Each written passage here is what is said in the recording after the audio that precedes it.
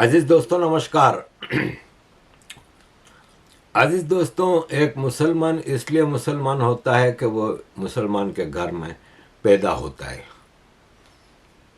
मुसलमान के घर में पैदा होने से कहा जाता है, मुल्ला में ये सिखाते हैं मदरसों में कि हम पे अल्लाह का एहसान है कि अल्लाह ने हमें मुसलमान के घर में पैदा किया। तो सवाल ये है कि सारे इंसान अगर अल्लाह ने बनाए हैं तो सबको मुसलमान क्यों नहीं पैदा किया। सवाल ये है कि हज़ारों लाखों साल ये दुनिया चलती रही, तो ये आज से 1500 साल 1400 साल पहले इस्लाम लाने का क्या सेंस था। शुरू से ही मुसलमान रखते, बकौल कुरान के पहला इंसान आदम था तो आदम से ही मुसलमान रखते। लेकिन नहीं, आज के ज़माने में इतनी बड़ी बड़ी इनोवेशंस करने वाले, इन्वेंशन करने वाले बड़े बड़े साइंटिस्ट हैं, बड़े बड़े मेडिकल साइंटिस्ट हैं जिन्होंने बीमारियों के इलाज दरियाफ्त किए, जिन्होंने इंसानियत की खिदमत की, उनको क्यों मुसलमान पैदा नहीं किया। वो इतने अच्छे अच्छे काम करने वाले दुनिया में जो आए हैं, जो मुसलमान नहीं हैं, वो जहन्नम में जाएंगे। और साले 2% के टेररिस्ट, रेपिस्ट, ग्रूमिंग गैंग सिर्फ इसलिए कि कलमा पढ़ने वाले हैं वो जन्नत में जाएंगे। इससे बड़ा ढकोसला आपने देखा नहीं होगा। अजीज दोस्तों, दुनिया में जितने भी मेजर रिलीजन्स, बिलीफ्स हैं, वो सब एशिया में पैदा हुए हैं।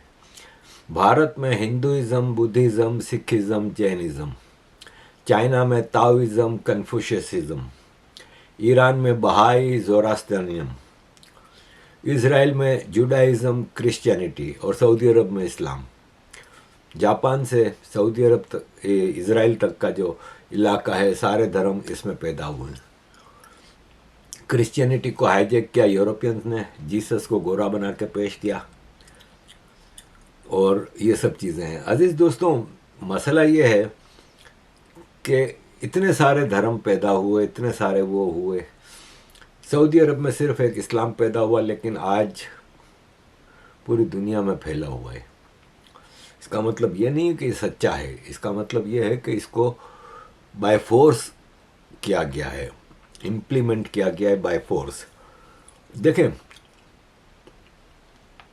सऊदी अरब से आप वेस्ट की तरफ चले जाएं तो बोस्निया तक कितना बड़ा एरिया मुसलमान हो गया। ईस्ट की तरफ आए तो इंडोनेशिया, मलेशिया, ये सब मुसलमान हुए। एक इंडिया, आज का इंडिया नहीं, मैं ब्रिटिश इंडिया की बात करूँगा, उसमें ये इस्लाम को इस हद तक क्यों नहीं फैला सके। इन्वेडर्स यहाँ पे आते रहे, मुस्लिम आते रहे और बाद में क्रिश्चियन आए। कहा जाता है कि मुसलमान सारे इतने सारे आए थे तो क्रिश्चियन भी अलग अलग कंट्रीज से आए थे।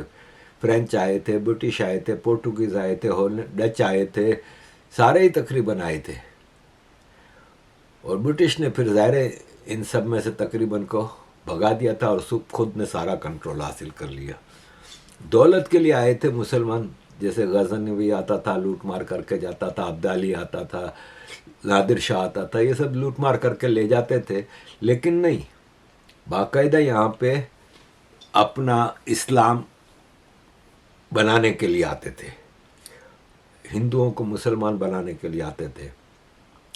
आज के इंडिया, पाकिस्तान, बांग्लादेश में मिला के अगर आप देखें तो 60 करोड़ मुसलमान हैं, लेकिन स्टिल 100 करोड़ से ज़्यादा हिंदू हैं। तो कामयाब ना हो सके। प्राइम मिनिस्टर नरेंद्र मोदी जी ने इस पर एक बड़ी खूबसूरत बात की है, वो मैं आपके सामने रखूंगा। आक्रमण के इतिहास को भी कुछ इतिहासकारों और राजनेताओं द्वारा व्हाइट वॉश करने की कोशिश की गई। मजहबी उन्माद की मानसिकता को केवल साधारण लूट बताकर ढंकने के लिए किताबें लिखी गई। सोमनाथ मंदिर एक बार नहीं, बार बार तोड़ा गया। अगर सोमनाथ पर आक्रमण केवल आर्थिक लूट के लिए हुए होते तो 1000 साल पूर्व पहली बड़ी लूट के बाद रुक गए होते, लेकिन ऐसा नहीं हुआ। सोमनाथ के पवित्र विग्रह को तोड़ा गया, बार बार मंदिर का स्वरूप बदलने की कोशिश हुई और हमें पढ़ाया गया कि सोमनाथ को लूट के लिए तोड़ा गया था। नफरत, अत्याचार और आतंक का असली क्रूर इतिहास हमसे छिपाया गया। साथियों, हमने धर्म के प्रति ईमानदार कोई भी व्यक्ति ऐसी कट्टरपंथी सोच का समर्थन नहीं करेगा, लेकिन तुष्टीकरण के ठेकेदारों ने हमेशा इस कट्टरपंथी सोच के आगे घुटने टेके। जब भारत गुलामी की बेड़ियों से मुक्त हुआ, जब सरदार वल्लभ भाई पटेल ने सोमनाथ के पुनर्निर्माण की शपथ ली, तो उन्हें भी रोकने की कोशिश की गई। 1951 में तत्कालीन राष्ट्रपति डॉक्टर राजेंद्र प्रसाद के यहां आने पर भी आपत्ति जताई गई। उस समय सौराष्ट्र के सर्वाधिक मशहूर हमारे जाम साहब महाराजा दिग्विजय सिंह जी आगे आए थे। भूमि अधिग्रहण से लेकर सुरक्षा व्यवस्था तक उन्होंने राष्ट्रीय गौरव को सबसे ऊपर रखा था। उस दौर में सोमनाथ मंदिर के लिए जाम साहब ने 1 लाख रुपए का दान दिया और उन्होंने ट्रस्ट के प्रथम अध्यक्ष के रूप में बड़ी जिम्मेदारी निभाई। भाइयों बहनों, दुर्भाग्य से आज भी हमारे देश में वो ताकतें मौजूद है, पूरी तरह सक्रिय हैं, जिन्होंने सोमनाथ पुनर्निर्माण का विरोध किया। आज तलवारों की जगह दूसरे कुत्सित तरीकों से भारत के खिलाफ षड्यंत्र हो रहे हैं और इसलिए हमें ज्यादा सावधान रहना है। अजीज दोस्तों, जहां तक इस्लाम का ताल्लुक है ना, तो इस्लाम तो चोरी का मजहब है। मैंने जितना इस पर रिसर्च की है, मुझे हैरत होती है कि यार किस तरह मुसलमान मानते हैं कि ये अल्लाह ने एक नया मजहब पैदा किया है। इसमें 80 to 90% चोरी जो इबादत और रिचुअल्स है, ये ज़्यादातर हिंदुओं से और पारसियों से ली गई। मैंने पहले अपनी वीडियोस में कई डिटेल्स बताई। अभी मेरे सामने मैं कौन बनेगा करोड़पति रेगुलरली देखता हूँ और अब देखना शुरू किया है। तो पिछले एपिसोड, अब तो सीज़न ख़त्म हो गया, तो मैं पिछले एपिसोड देखता हूँ। तो एक सवाल आया उसमें कि हिंदू धर्म में वो कौन है, वो कौन सा भगवान है जो इंसानों की अच्छे और बुरे कर्म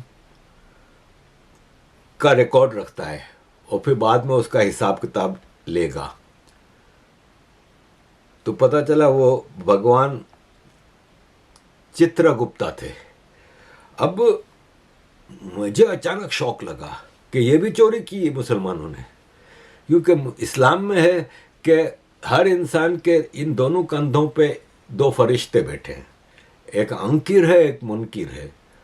अंकिर आपके अच्छी चीज़ें लिखता है और मुनकिर आपकी बुरी चीज़ें लिखता है।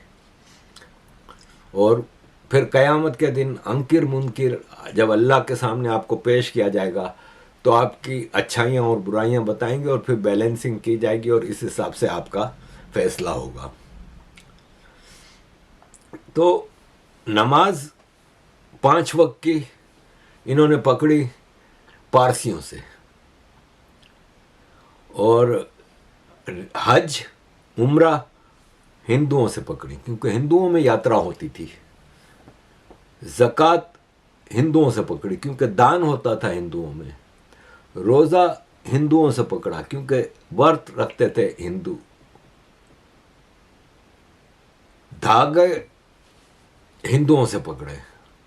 7 चक्कर हिंदुओं से पकड़े क्योंकि हिंदू भी 7 चक्कर काटते हैं, ये भी 7 चक्कर काटते हैं। ठीक है, एंटी क्लॉकवाइज या क्लॉकवाइज दोनों छोटा मोटा फ़र्क तो रखेंगे ही ना। मतलब मैं जितना गहराई में जाके चीज़ें देखता हूँ ना, मुझे हैरत होती है। आप आज देख ले, मज़ार पे सर पे टोकरा रख के जाते हैं, ये भी हिंदुओं का है। मतलब जितना रखेंगे आप, हाँ कुरान पूरा उन्होंने उठा के बाइबल से कॉपी पेस्ट कर लिया, तो ये सारा चोरी का हिसाब किताब है और एक अलग अपना दुनिया में मतलब मामला बनाया हुआ है। How covering yourself up makes you less of a strong woman? नहीं नहीं, स्ट्रॉन्ग की बात पर बैठ जाइए, मैं समझ रहा हूँ from where you are coming, मैं जवाब देता हूँ आपको। Why should be ashamed of your face? Why should you be? वो मैंने माना कि बहुत रिवीलिंग कपड़े चाहे वो मर्द पहने चाहे औरतें पहने, दे डोंट लुक डिग्निफाइड। अगर एक बार शर्ट पहने, एक टी शर्ट पहने, स्लीवलेस टी शर्ट पहने ऑफिस में आए या कॉलेज में आए तो अच्छी बात नहीं है, उसे डिसेंटली ड्रेस होना चाहिए। And a woman should also be decently dress, but what makes her cover her face? What is so vulgar, obscene, undignified about her face that is covered? क्यों? ये वजह क्या है? और ये पीयर प्रेशर है। अगर गिवन अ चॉइस, उसे ब्रेन वॉश किया गया है। अगर वो ये कहती है कि मैं अपनी मर्जी से कर रही हूँ, तो she is brain wash because she knows that some peers in her life will appreciate this stand. अगर आप उसे छोड़ देंगे तो कोई भी आदमी अपना फेस क्यों कवर करेगा भाई? उसे अपने फेस से नफरत है क्या? Is she ashamed of a face? What? Why? अब जैसे ये हिजाब के ऊपर जो आपने सुना, तो हमारे अवैसी साहब ने कहा है कि मेरा ख्वाब है कि एक दिन भारत की प्राइम मिनिस्टर एक हिजाब वाली लड़की होगी। तो हमारे शहजाद पूनावाला भाई हैं, उन्होंने जवाब दिया कि पहले अपनी पार्टी की प्रेसिडेंट तो किसी हिजाब वाली को बनाओ, फिर देखेंगे। आज तक इनकी पार्टी में किसी हिजाब वाली को प्रेसिडेंट तो दूर, किसी को भी नहीं देखा। अब अजीज दोस्तों, ये मुसलमान बड़े फख्र से बताते हैं, देखो हमारी हिजाब में पर्दा कैसा है कि हाथ तक में कोई एक मतलब थोड़ा सा भी हिस्सा चमड़ी का नजर नहीं आता। ये फख्र करने वाली बात थोड़ी, तो जुल्म है। जुल्म भी इंतहा का है। कह रहे हैं इसके बराबर वाली लड़की है, उसको सब गंदी निगाह से देखते हैं। कौन देखता है भाई? हम तो यहाँ यूरोप में रहते हैं,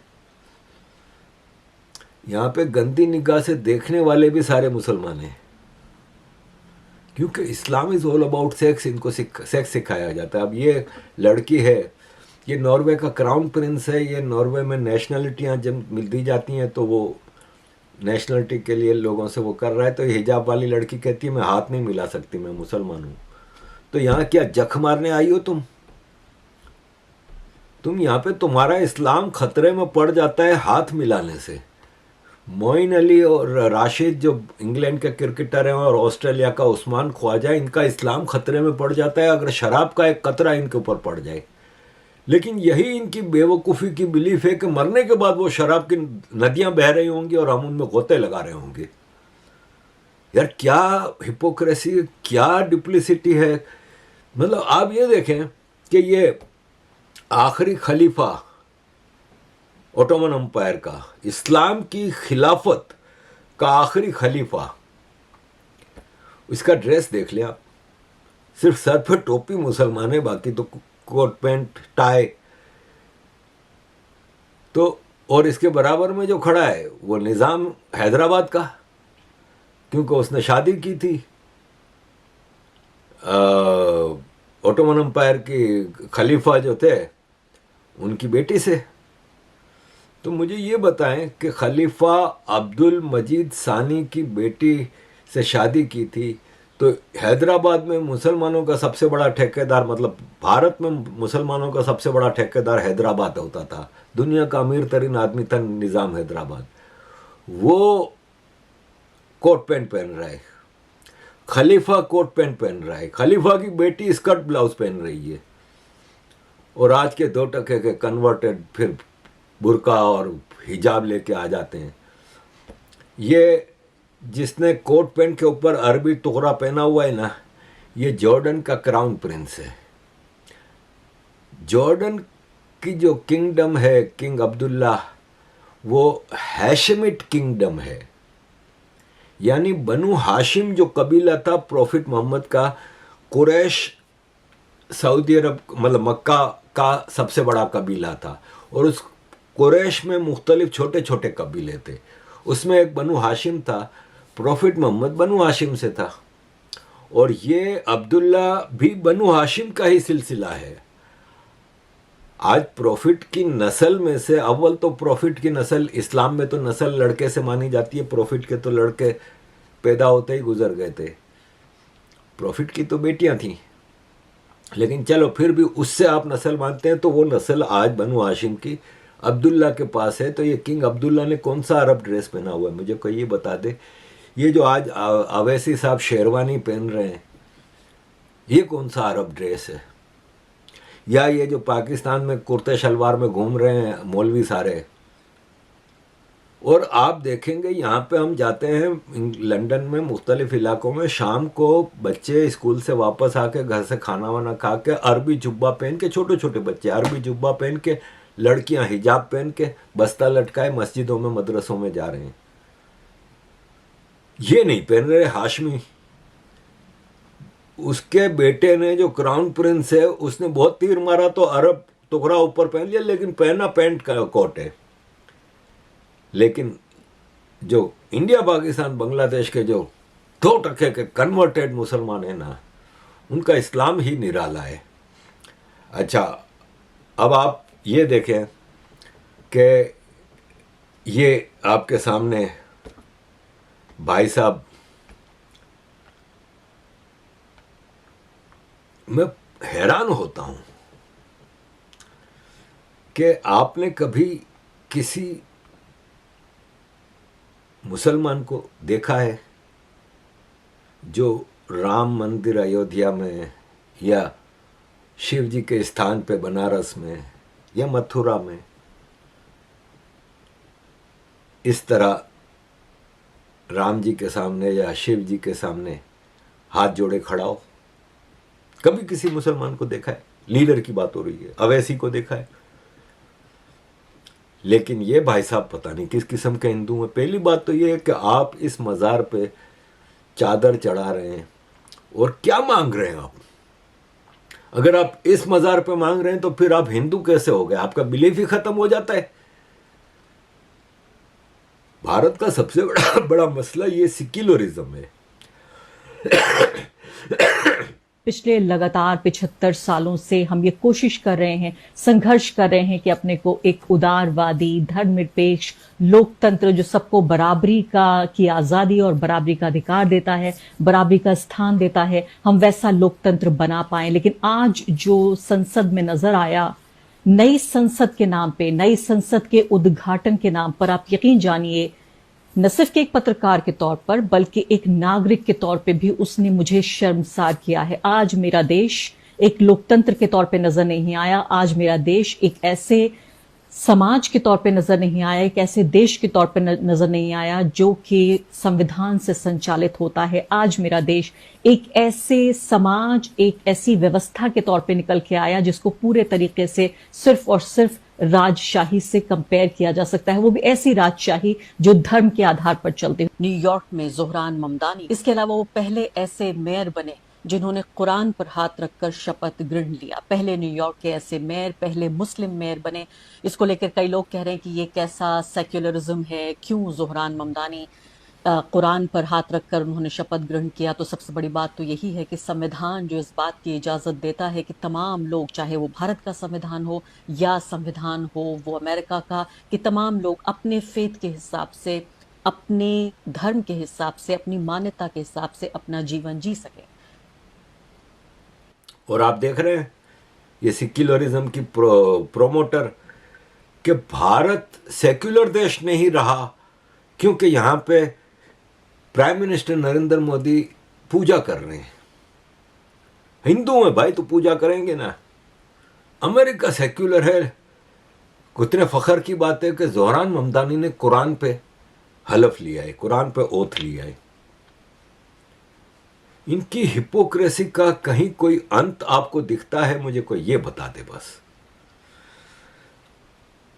ये ऐसा सेक्युलरिज्म लाए हैं कि मैं बताते हुए मुझे शर्म आती है। लंदन में इनको फख्र है कि एक मुस्लिम मेयर बनाए। भारत में पता नहीं कब प्राइम मिनिस्टर बनेगा मुसलमान। तो भाई साहब, भारत में कई प्रेसिडेंट मुसलमान रहे हैं। भारत में कई बार मुख्तलिफ मेजर मिनिस्ट्रियां रही हैं मुसलमानों के पास। बदकिस्मती भारत की ये है कि भारत के शुरू के 20-25 साल मुसलमानों के पास एजुकेशन मिनिस्ट्री रही, जिसने ये बेड़ा गर्क किया है आज के भारत का। लेकिन कभी इन्होंने ये सवाल उठाया कि पाकिस्तान में आज तक क्यों कोई नॉन मुस्लिम प्राइम मिनिस्टर नहीं आया, नॉन मुस्लिम होम मिनिस्टर नहीं आया, नॉन मुस्लिम प्रेसिडेंट नहीं आया, नॉन मुस्लिम आर्मी चीफ नहीं आया। कॉन्स्टिट्यूशन प्रेसिडेंट प्राइम मिनिस्टर के लिए तो रिस्ट्रिक्ट करता है, लेकिन आर्मी चीफ के लिए थोड़ी रिस्ट्रिक्ट करता है। बांग्लादेश में क्यों नहीं आया, ये सवाल नहीं करते। इनकी हिपोक्रेसी का ये आलम है कि यही अरफा खानम शेरवानी आई सपोर्ट हिजाब, आई सपोर्ट बुरका की मुहिम चलाती थी और खुद स्कर्ट ब्लाउज पहन के हाथ में जाम लेके गोरों के साथ गिलास टकरा के पार्टियां करती थी। किस किस्म की हिपोक्रेसी है। जब वो मुस्कान का वाकया हुआ था बंगलोर यूनिवर्सिटी में और वो आई थी हिजाब पहन के, आई सपोर्ट हिजाब, स्कूटी पे बैठ के, याद होगा आप सबको।